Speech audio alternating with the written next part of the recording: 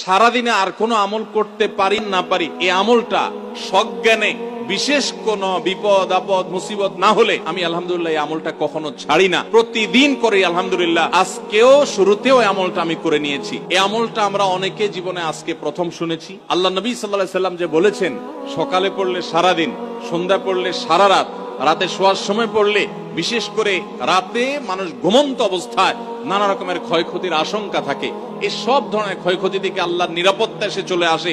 আল্লাহ তার হেফাজতের জিম্মাদারি নিয়ে নেন, দায়িত্বশীল হয়ে যান, সবকিছু থেকে যথেষ্ট, সবকিছু থেকে আল্লাহ তাআলা তাকে নিরাপদ করে দেন। এই বিশ্বাস, এই ইয়াকিন নবী সাল্লাল্লাহু আলাইহি ওয়াসাল্লামের কথার প্রতি আমাদের আছে না নাই? তাহলে এই সূরাগুলো আমরা আজ থেকে আমল করব তো ইনশাআল্লাহ। কোরআনে কারীমের এই শেষের তিনটা সূরা এমন তিনটা সূরা যে আমাদের প্রিয় নবী সাল্লাল্লাহু আলাইহি সাল্লাম সারা দিনে সবচাইতে বেশি সংখ্যক বার যেই সূরাগুলোকে ওয়াজিফা হিসাবে, আমল হিসাবে পড়ার নির্দেশ দিয়েছেন কোরআনে কারীমের, সেই সূরাগুলো হলো এই তিনটা সূরা। এই তিনটা সূরা দিনে এবং রাতে যত বেশি সংখ্যক বার পাঠ করতে হয়, অন্য কোন সূরা, এমনকি অন্য কোন দোয়া এত বেশি সংখ্যক বার পাঠের নির্দেশ কোরআনে অথবা হাদিসে কোথাও দেওয়া হয় নাই।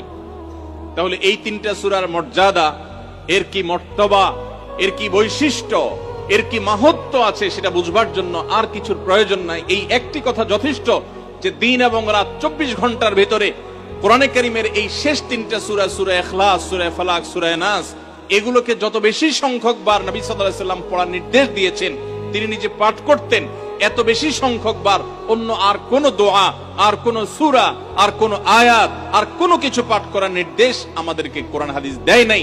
এখান থেকে এই তিনটার সূরা যে আল্লাহর কাছে কত গুরুত্বপূর্ণ, নবী সাল্লাল্লাহু আলাইহি সাল্লামের কাছে কত গুরুত্বপূর্ণ, যে রিপিটেডলি এত বেশি সংখ্যক বার পাঠ করার নির্দেশ দেওয়া হয়েছে, এটা পরিষ্কারভাবে বোঝা যায় কি যায় না বলেন? সম্মানিত ভাইরা আমার, সূরা ইখলাস, সূরা ফালাক, সূরা নাস, এই তিন সূরা দিন এবং রাত সব মিলিয়ে আমাদের প্রিয় নবী সাল্লাল্লাহু আলাইহি ওয়াসাল্লাম তিন জায়গায় তিনি তিন সময় এই সূরাগুলো পাঠ করতেন। একটা হলো সকাল এবং সন্ধ্যায়। সকাল এবং সন্ধ্যায় নবী করিম সাল্লাল্লাহু আলাইহি ওয়াসাল্লাম তিন কুল পড়তেন। এটাকে সংক্ষেপে বলা হয় তিন কুল। যেহেতু তিন সূরা শুরুতে কুল শব্দটা আছে, এজন্য সংক্ষেপে বলা হয় তিন কুল। এই তিন কুল, ইখলাস, ফালাক, নাস, এই শেষের তিনটা সূরা কোরআনের, এই তিনটা সূরাকে আমাদের প্রিয় নবী সাল্লাল্লাহু আলাইহি ওয়াসাল্লাম সকাল সন্ধ্যায় পড়তেন। একটা টাইম পাইলাম, কোন টাইমে পড়তেন? সকাল এবং সন্ধ্যায়। সকাল এবং সন্ধ্যার পাশাপাশি তিনি রাতে ঘুমানোর আগে আবার পড়তেন। তাহলে দুইটা টাইম পাইলাম। আরেকটা টাইম হলো 5 ওয়াক্ত নামাজের পরেও তিনি পাঠ করতেন। তাহলে কয় টাইম হলো? 3 টাইম। 3 কুল পড়তে হয় প্রতিদিন, রাত পুরা 24 ঘন্টার মধ্যে কয় টাইম? 3 কুল 3 সময়ে পড়তে হয়। সকাল এবং সন্ধ্যা এবং রাত এই সময়গুলোতে পড়তে হয় প্রত্যেকটা 3 বার করে। 3 বার পড়লে কি লাভ হয়?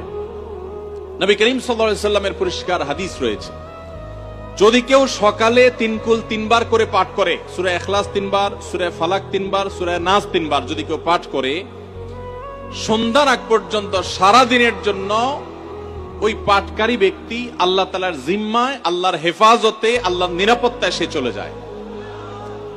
যত প্রকার অনিষ্ট আছে, ক্ষতি আছে, দৃশ্যমান ক্ষতি, অদৃশ্যমান ক্ষতি, সব ধরনের ক্ষয়ক্ষতি থেকে এবং আকস্মিক বিপদ থেকে, মুসিবত থেকে আল্লাহ রাব্বুল আলামিন ওই ব্যক্তিকে হেফাজত করেন, যে ব্যক্তি ইয়াকিনের সাথে, ঈমানের সাথে, দৃঢ়তার সাথে আল্লাহ তাআলার কাছে প্রার্থনা করে এই সূরাটা সকালে 3 বার পাঠ করে। একইভাবে যে ব্যক্তি সন্ধ্যায় পাঠ করে, মাগরিবের আগে বা পরে, আসরের পর থেকে নিয়ে মাগরিবের আগে কিংবা এশার আগ পর্যন্ত পুরো সময়ের ভিতরে যদি কেউ এই 3 কুল 3 বার পাঠ করে, তো সারা রাত জুড়ে ওই ব্যক্তি, এই পাঠকারী ব্যক্তি আল্লাহ রাব্বুল আলামিনের নিরাপত্তায় প্রবেশ করে যায়। একইভাবে আমাদের প্রিয় নবী সাল্লাল্লাহু আলাইহি ওয়াসাল্লাম প্রত্যেক 5 ওয়াক্ত নামাজের প্রত্যেক ওয়াক্তের পর এই 3 কুল পাঠ করতেন একবার। কয়বার? একবার সূরা ইখলাস, একবার সূরা ফালাক, আর একবার সূরা নাস। তাহলে মোট দিন এবং রাতে কয় জায়গায়, কয় টাইমে এই সূরাগুলো পাঠ করতে হয়? 3 টাইম।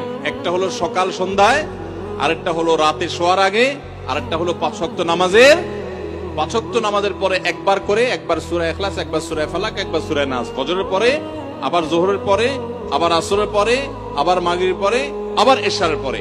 তাহলে দিন এবং রাত 24 ঘন্টায় এই 3 কুল কত বেশি গুরুত্বপূর্ণ হলে কোরআনের অন্য কোন সূরা, অন্য কোন আয়াত এত বেশি জায়গায়, এত বিভিন্ন জায়গায়, বিভিন্ন সময়ে নবী সাল্লাল্লাহু আলাইহি ওয়াসাল্লাম এত সংখ্যকবার আমাদেরকে পাঠের নির্দেশ দেন নাই। এখান থেকে বোঝা যায় এই সূরাগুলো কত গুরুত্বপূর্ণ, কত প্রয়োজনীয় এবং কত ফজিলত এবং মর্যাদাপূর্ণ। ভাইরা আমার, দিন এবং রাত 24 ঘন্টার ভিতরে 3 সময়ে এই সূরাগুলো মোট কতবার পাঠ করা হয়? আসুন আমরা হিসাব করি। সকাল, সন্ধ্যা এবং রাতে 3 বার করে যদি পাঠ করা হয় তাহলে কয়বার হলো? 9 বার করে। সকালে 3 বার, সন্ধ্যায় 3 বার, রাতে 3 বার, তাহলে মোট কয়বার হলো? 9 বার। আর 5 ওয়াক্ত নামাজের পরে 5 বার, কয়বার হলো? 9 আর 5 কত? 14। সূরা ইখলাস দিনে কয়বার পড়তে হয়? কমপক্ষে 14 বার পাঠ করা সুন্নাহ। সূরা ফালাক দিনে 14 বার পাঠ করা সুন্নাহ। সূরা নাস দিনে 14 বার পাঠ করা, এটা সুন্নাত নবী সাল্লাল্লাহু আলাইহি সাল্লামের। এই আমলটা আমরা অনেকে জীবনে আজকে প্রথম শুনেছি, অনেকে হয়তো আগে থেকে জানি। আমি এই ফজিলত এবং মর্যাদার কথা যে বললাম, আল্লাহ নবী সাল্লাল্লাহু আলাইহি সাল্লাম যে বলেছেন সকালে পড়লে সারা দিন, সন্ধ্যা পড়লে সারা রাত, রাতে শোয়ার সময় পড়লে, বিশেষ করে রাতে মানুষ ঘুমন্ত অবস্থায় নানা রকমের ক্ষয়ক্ষতির আশঙ্কা থাকে, এই সব ধরনের ক্ষয়ক্ষতি থেকে আল্লাহর নিরাপত্তা এসে চলে আসে। আল্লাহ তার হেফাজতে জিম্মাদারি নিয়ে নেন, দায়িত্বশীল হয়ে যান। সবকিছু থেকে যথেষ্ট, সবকিছু থেকে আল্লাহ তাআলা তাকে নিরাপদ করে দেন। এই বিশ্বাস, এই ইয়াকিন নবী সাল্লাল্লাহু আলাইহি ওয়াসাল্লামের কথার প্রতি আমাদের আছে না নাই? তাহলে এই সূরাগুলো আমরা আজ থেকে আমল করব তো ইনশাআল্লাহ। এই 3 কুল সকাল, সন্ধ্যায় এবং রাতে ঘুমানোর আগে এটা পাঠ করার একটা বিশেষ পদ্ধতি আছে। সেটা হলো নবী করিম সাল্লাল্লাহু আলাইহি ওয়াসাল্লাম শিক্ষা দিয়েছেন এই 3 কুল, সূরা ইখলাস 3 বার পড়বেন, সূরা ফালাক 3 বার পড়বেন, সূরা নাস 3 বার পড়বেন। পড়ে 2 হাতকে এরকম কোষ করবেন, এভাবে কোষ করবেন। কোষ করে এই কোষের মধ্যে ফু দিবেন। নিজের কোষের ভিতরে 3 বার পড়ে ফু দিয়ে এরপর সেটাকে পুরা শরীরের মধ্যে মুছে ফেলবেন। যেখানে যেখানে হাত নেওয়া সম্ভব হয়, শরীরের যতটুকু জায়গা হাত নেওয়া সম্ভব হয়, সামনে পেছনে চেষ্টা করে যতটুকু সম্ভব হয় ততটুকু মাসা করবেন, মুছবেন হাত দিয়ে। এর মাধ্যমে আল্লাহ তাআলা আপনাকে হেফাজত করবেন। ছোট ছোট বাচ্চা যারা আছে, দুধের শিশু, 2 বছর, 4 বছর, 6 বছর, যারা পড়তে পারে না এখনো বা মুখস্থ নাই, সে বাচ্চাদেরকে মা বাবা বা তাদের কাছের কোন লোকজন তারা পড়ে 3 বার ফু দিবেন। আবার 3 বার পড়ে নিজের ছেলে মেয়ের সবার শরীরে ফু দিয়েন না, প্রত্যেকের জন্য 3 বার। আপনারটা আপনি করবেন, বাচ্চাকে করে দিবেন। এই আমলগুলো আল্লাহ তাআলা আমাকে যেদিন জানার তৌফিক দিয়েছে, আপনাদের উৎসাহের জন্য বলি, সারাদিনে আর কোনো আমল করতে পারি আর না পারি, নফল আমল হিসাবে এই আমলটা সজ্ঞানে, বিশেষ কোন বিপদ আপদ মুসিবত না হলে আমি আলহামদুলিল্লাহ এই আমলটা কখনো ছাড়ি না, প্রতিদিন করি আলহামদুলিল্লাহ। আজকেও শুরুতেও এই আমলটা আমি করে নিয়েছি। আপনারা সবাই আমলটা করবেন তো ইনশাআল্লাহ? কে কে নিয়ত করছেন আজ থেকে 3 কুল, এই 3 টাইম জীবনে কখনো ছাড়বেন না? একটু দাঁড়ায় হাতটা তুলে আল্লাহকে দেখায় দেন। সবাই নিয়ত করছেন তো? আল্লাহ আমাদের সবার হাতগুলোকে কবুল আর মঞ্জুর করে নিন। আল্লাহ তাআলা আমাদের সকল ক্ষয়ক্ষতি থেকে হেফাজতের জন্য আল্লাহ একাই যথেষ্ট হয়ে যান। ভাইরা আমার, তাহলে 3 কুলের আমলটা করব তো ইনশাআল্লাহ? 3 কুল সম্পর্কে আরো অনেক কথা বলার আছে।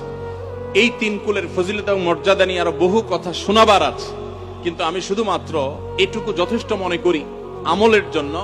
আমরা এটাকে আমল করব। আমাদের সারা দিনে সারা রাতে কত রকমের বিপদ আপদের ভয় থাকে, আশঙ্কা থাকে। আপনি যদি কোন এলাকার কোন প্রভাবশালী ব্যক্তির সাথে আপনার পরিচয় থাকে, আর ওই ব্যক্তি যদি বলে তোমার কোনো সুবিধা অসুবিধা যেন না হয়, এই এলাকায় প্রবেশ করলে আমাকে একটা SMS করে রাখবা। ওই এলাকার থানা পর্যায়ে হলো ওসি সাহেব, জেলা পর্যায়ে হলো SP সাহেব, DC সাহেবের সাথে আপনার খুব হট লিঙ্ক, খুব ভালো সম্পর্ক, তিনি আপনাকে ভালো জানেন। আপনাকে বলে দিয়েছে তুমি সেখানে গেলে তুমি আমাকে শুধু SMS করবা। আপনি SMS করেছেন, তিনি রিপ্লাই দিয়ে বলেছেন ঠিক আছে তুমি এলাকায় ঢুকছো, আমি দেখতেছি, অসুবিধা নাই। ওই এলাকায় আপনাকে কেউ ডিস্টার্ব করলে, কেউ আপনার ক্ষতি করতে চাইলে, কোন অসুবিধা করতে চাইলে আপনার কোনো ভয় হবে?